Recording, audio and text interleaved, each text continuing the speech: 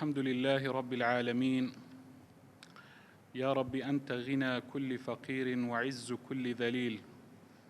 وقوة كل ضعيف ومفزع كل ملهوف،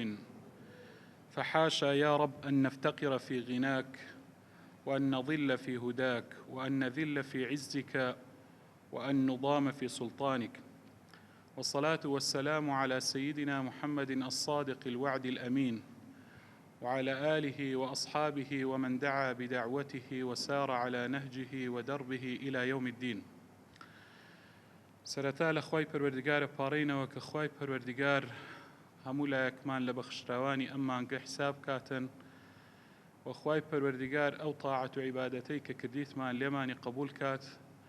و تەوفیقمان بدات و چەندان ڕەمەزانی تر خوای پەروەردگار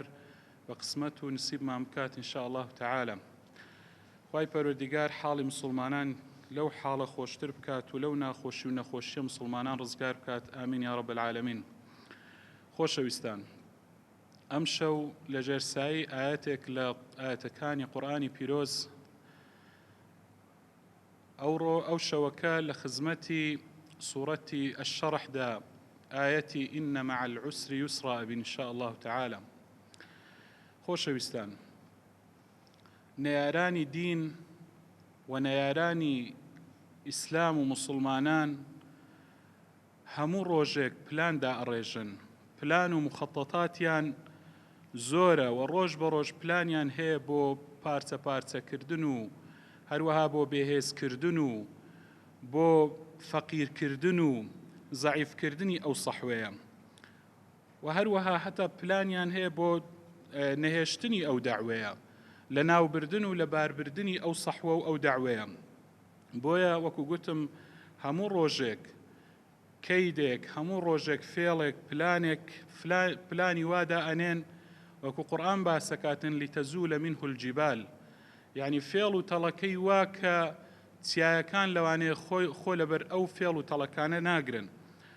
فێڵ و تەڵەکەدا ئەنێن بۆ ئەوەی فەقیری کەن، ئەندامان و تاکەکانی ئەو سەحوە ئەو داعوەیە فەقیر بن، هەژار بن، نەدار بن، هەروەها بێهێزیان بکەن، پارچە پارچەیان بکەن، لەبەر یەکیان هەڵوەشینەوە هەر ڕۆژە و هەر شەوە و هەر جارەی بە شێوازێک و بە نوعێک، هەر جارەی بە جۆرە سیناریۆیەک لە سیناریۆیەکان بۆ ئەهلی حەق، بۆ ئەهلی ئیسلام، بۆ ئەهلی داعوە دروست دەکرێتن. هەروەکو چۆن قودوە و پێشەنجی ئەم کاروانە پێغەمبەر عەلەیهی سەڵات وەسەلام جۆرەها سیناریۆ و جۆرەها مخەتەتات و جۆرەها پلانیان و جۆرەها ناو ناتۆریان لە پێغەمبەر ئەنا عەلەیهی سەڵات وەسەلام. کەواتە مادام ئێمەش شوێنکەوتەی ئەو کاروانین، شوێنکەوتەی ئەو ڕێبازەین، بە تەئکید ئێمەش بە دەرنابین لەو سیناریۆ و لەو پلان و لەو مخەتەتاتانەی کە ڕۆژانە بەردەوام ئەکرێتن دژی ئەهلی حەق. بۆیە قورئانە فەرمیتن وقد مكروا مكرهم وعند الله مكرهم وإن كان مكرهم لتزول منه الجبال. ئەفەرمی بێگومان ئەو بێباوەڕانە پیلانی گەورەیان جێڕا، وعند الله مكرهم، بەڵام هەموو پیلانەکانیان لای خوا نووسراوە، وإن كان مكرهم لتزول منه الجبال، ئەگەر چی هەرچەندە پیلانەکانیان لەوانەیە ئەوەندە گەورە بوون، ئەو سیناریۆیانەی ئەو مخەتەتاتانیان ئەوەندە گەورە بوون لەوانەیە بیتوانی بایە شاخەکان چیایەکان لێک بترازینیتن، لە باریان بات، لە بنیان بینیتە دەرێ. بەڵام خۆشەویستان، هەر خوای پەروەردگار کاتێک کە باسی پیلانەکانی ئەهلی ناحەقە کات، ئەهلی باتڵە کات، نەیارانی سەحوە و داعوە، هەر پاشی هەنجێش ڕێگای ڕزگاربوون بۆ ئیمانداران دائەنێتن. باشە ئەوان پیلان دائەنێن، شەو و ڕۆژ ڕاناوەستن، بەڵام دەربازبوون لەو پیلانانە، ڕزگاربوون لەو پیلانانە چۆن ئەکرێ ئێمە لەو پیلانانە دەرباز بین،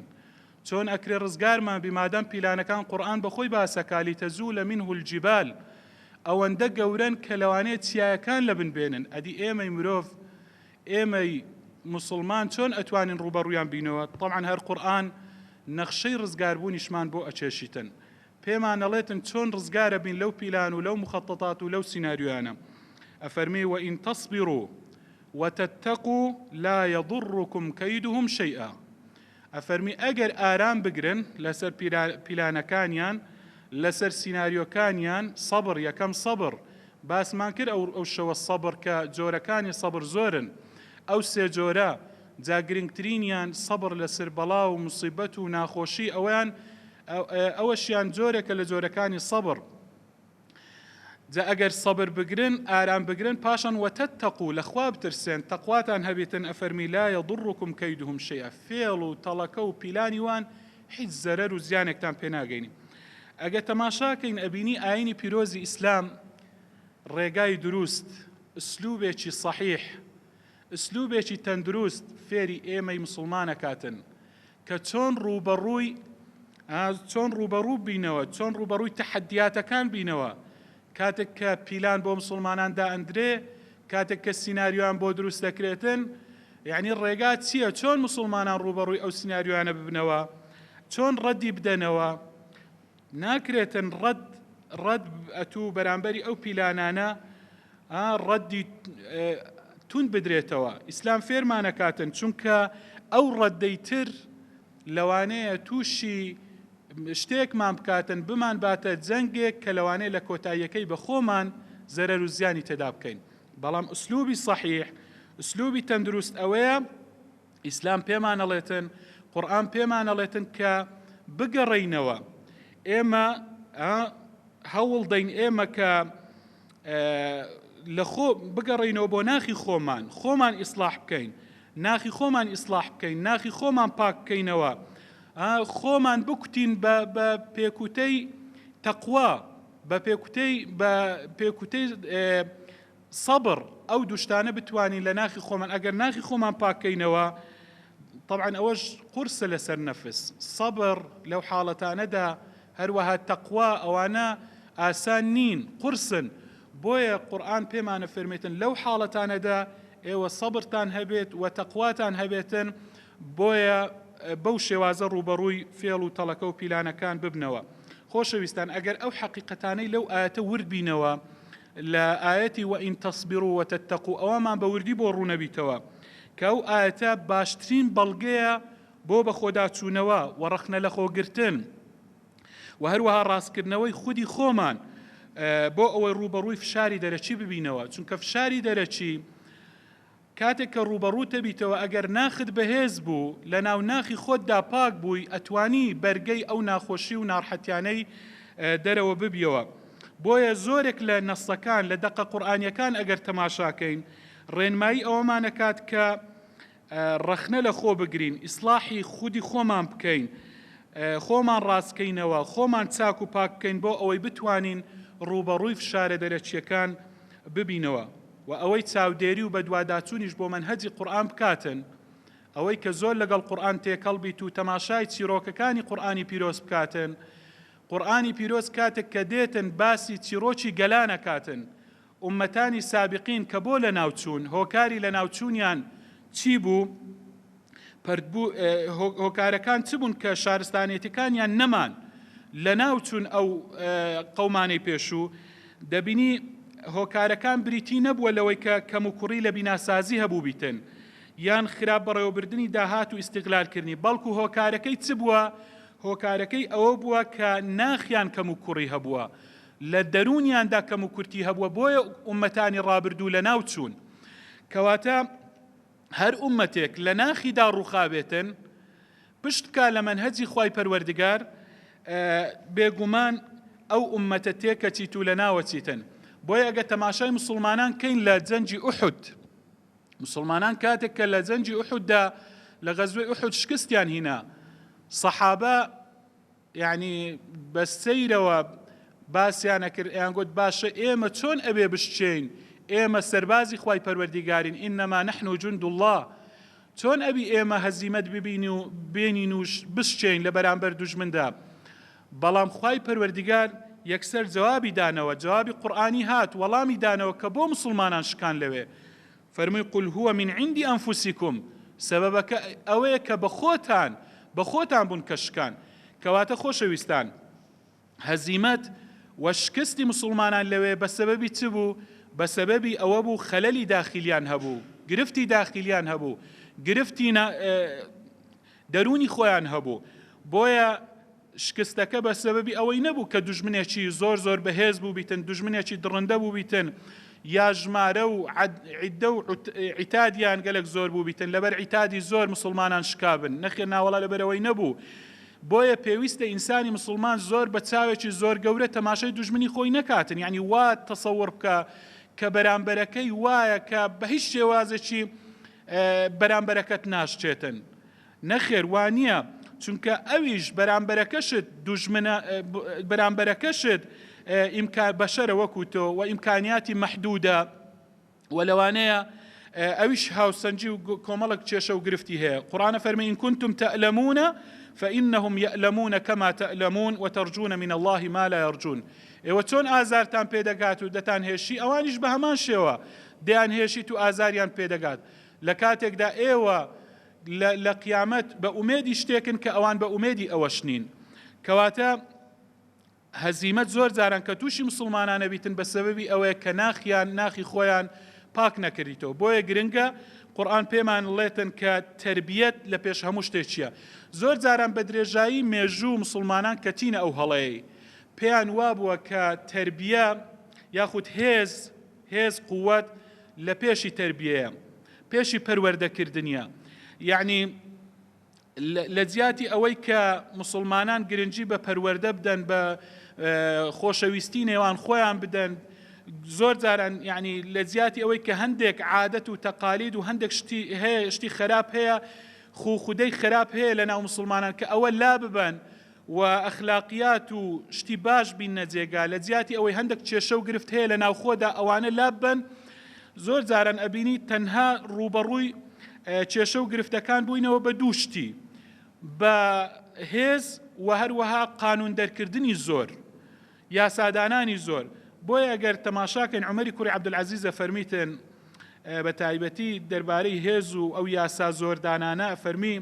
يحدث للناس من البلاء على مقدار ما يحدثون من الفجور. ئەفەرمی ئەوانە یعنی چەندە کە خەڵک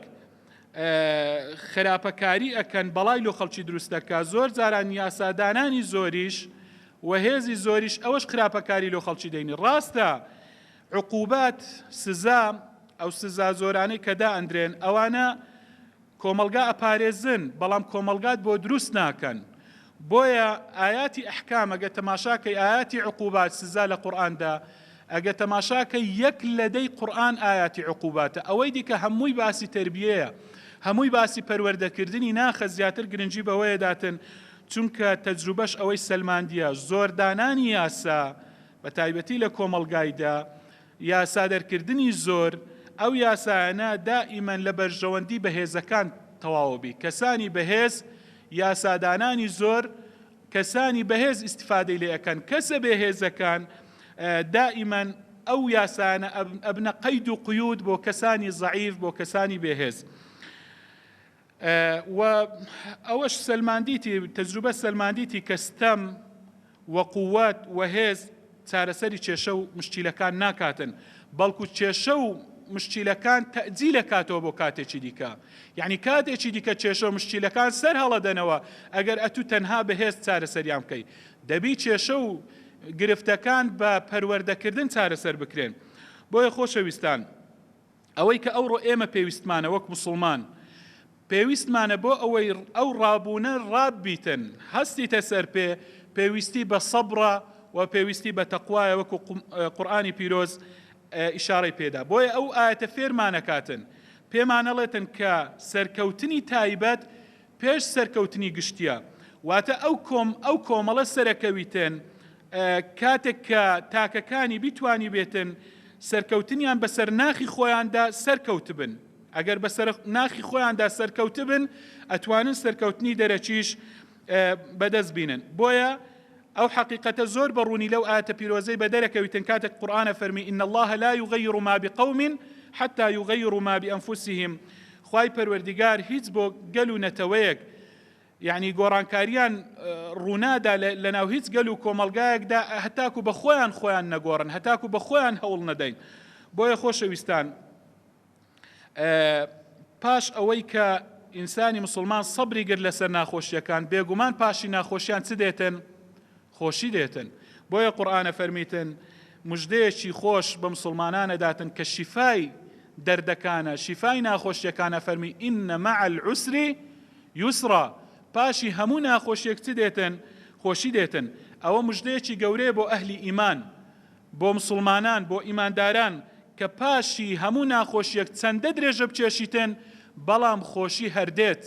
چەندە شەو تاریک بیتن بەشەکانی شەو بەشی ئەخیری لە هەموو بەشەکانی تری شەو تاریکترە بەڵام کۆتاییەکەی بەیانی لە دوادادێتن ڕۆژێکی ڕووناکی لە دوادادێتن خۆر دەرەکەویتن سپێدەیەکی ڕووناک دێتن بۆیە هەر کاتێک ناخۆشیەکان تند بوون بێگومان بن ئینە مع العسر یوسرا بۆیە یعنی ئەو ئاەتە کاتێک هاتە خوارێ دەرونی سەحابە یعنی زۆر بە هیوا و ئومێدەوە بوون زۆر کەیفیان پێخۆش بوو چونکە تەئکید بوون یعنی بە تایبەتی کاتێک کە زانیان ئەو تکرارە لە قورئاندا فەرمی ئینە مع العسر یوسرا دووبارە ئەکاتەوە زانیان ئەوە تەئکیدە بۆ ئەوەی کە خوای پەروەردیگار وعدی خۆی جێبەجێ ئەکاتن کە لە پاشی ناخۆشیان خۆشی دێ بۆیە ابن مسعود فەرمیتن لو كان العسر في جحر لطلبه اليسر حتى يدخل عليه أفرمي أجر عسر ناخوشي نارحتي لكنيك بيتن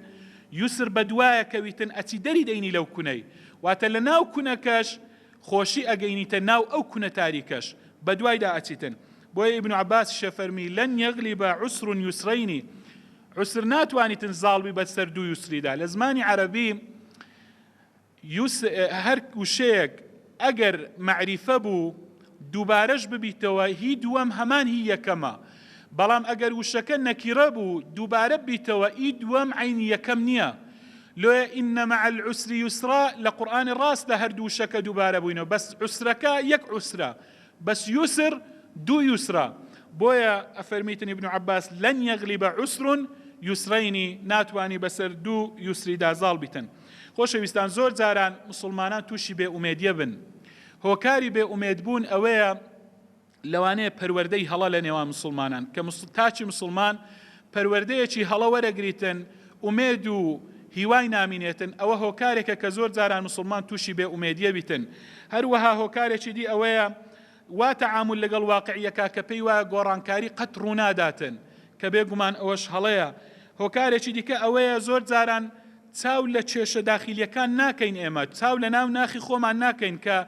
هۆکاری ئەو سەرنەکەوتنەی مسلمانان چییە بۆ مسلمانان لەو ناڕەحەتیەکەی دەرەچن تەماشای ناخی خۆمان ناکەین هەروەها خاڵەکی دیکە هۆکاری بێ ئومێدبوون ئەوەیە کە مسلمانان زۆر جاران هەست بە سنەتی ئیلاهی ناکەن کە خوای پەروەردگارە فەرمی وتلك الأيام نداولها بين الناس بەڕاستی ئەو ڕۆژانەی تەمەن کە ئێمە تێیداین خوای پەروەردگارە فەرمی هەر ڕۆژە و لەبەردەستی یەکێکە بیتن یعنی هەر ڕۆژە و تەسلیمی یەکێکیەکەین کەواتە بەسابتی بۆ کەس نامینێتەوە ئەگەر ئێمە ئاگامان لەو سنەتە ئیلاهیەی بیتن ئینسانی مسلمان قەت بێ ئومێد نابیتن لە کۆتاییدا خۆشەویستان هەر کەسێک خوای پەروەردگار دینی خوای پەروەردگار سەر بخاتن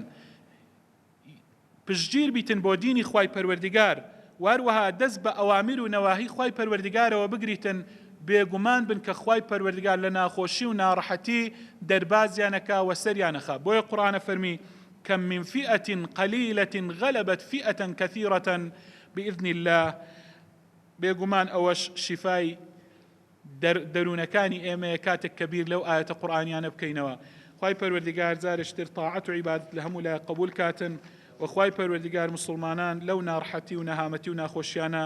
ڕزگار کات و دەربازمان کات وەزارشتر بمان جێڕیتەوە سەر مەنهەجی صحیحی ئەو ئیسلامە و ئەوەی کە پێشینی مسلمانان لەسەری بوون ئامین وصلى الله وسلم على نبينا محمد وعلى آله وصحبه أجمعين